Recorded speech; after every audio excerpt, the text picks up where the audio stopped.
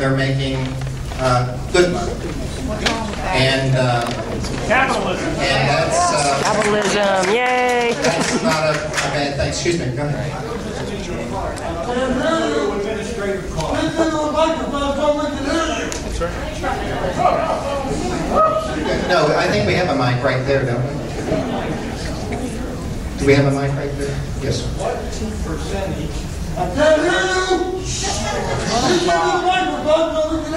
What percentage of insurance company premiums that they collect do they actually pay out to doctors and hospitals for health care? I don't have the answer to that question. All doctors will be paid the same.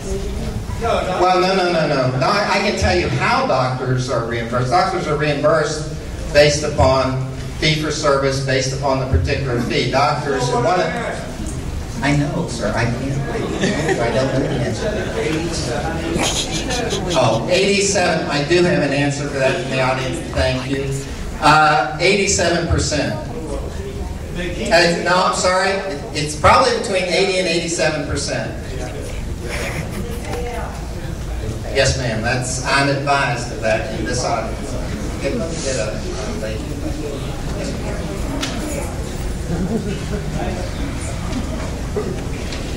First of all, I'm a nurse since 1968, and I was a hospice nurse.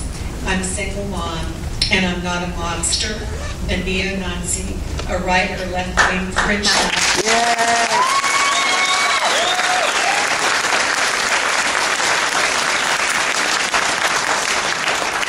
And I'm not here at the request of any organization, group, union, or cable program. I have read the entire bill. And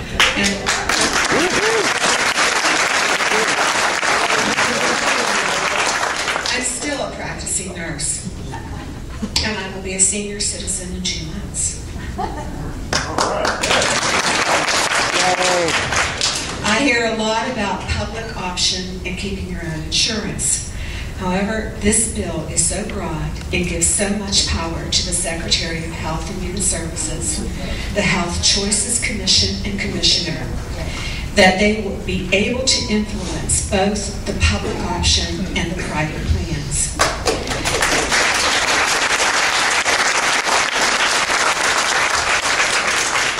Please hold your applause. Okay. Medical intervention, according to quality-adjusted life years, will be a fact, which means that your plan will not look like the plan that you have today.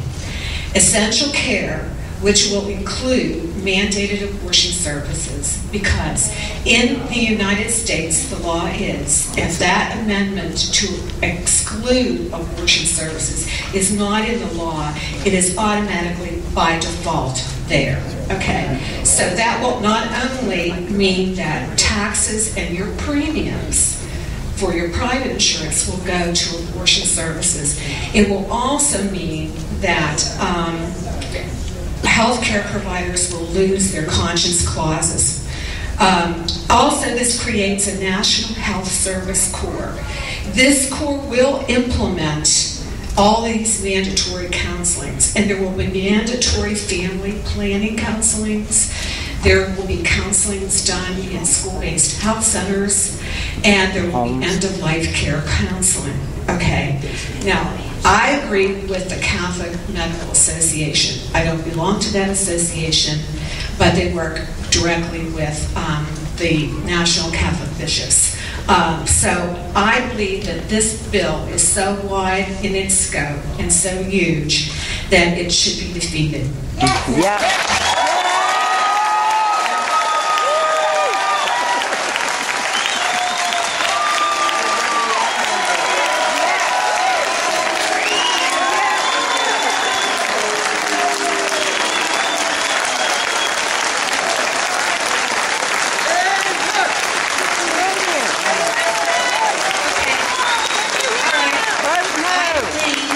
That we can solve some of our problems of the uninsured by providing vouchers to financially eligible people and families so that they can purchase their own health care based on their own needs and their own values.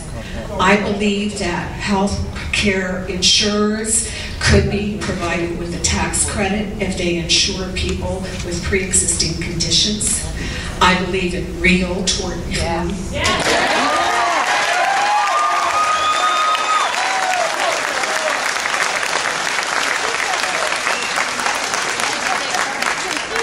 I would allow purchasing insurance across state lines so that we could be more competitive. I think groups of people should come together and be able to buy insurances, like maybe 10 small businesses, or a group could be an employer group or an employee group, or even an organization such as the Eagles, okay? I don't know anything about the Eagles, so, you know. Okay. We should be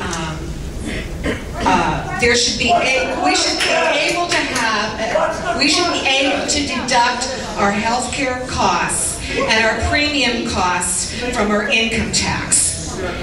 In other words, there is no question we should have a standard deduction, or whether we itemize or not itemize.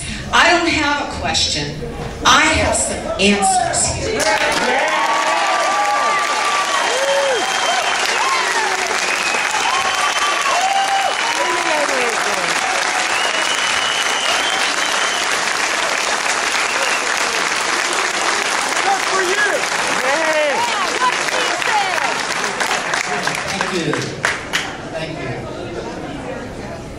Thank you. I mean, you raised a large number of issues in that, some of which are complementary to legislation, most of which are not.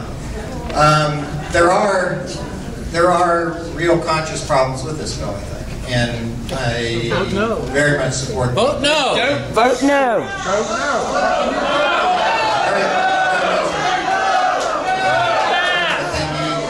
No. Okay. Listen. These issues get addressed.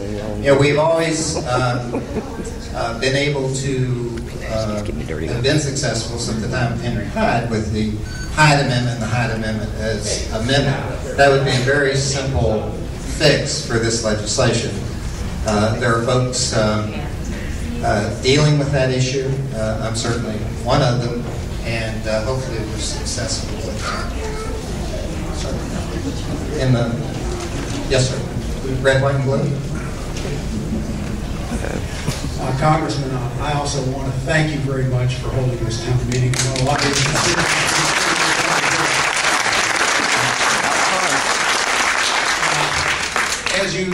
as you stated earlier, you have represented our district for the last 27 years. Yes.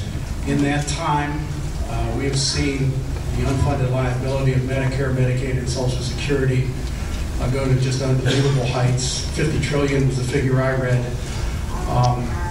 If the Congress hasn't been able to handle those problems, why should we trust the government to run 1/6 of the nation's economy?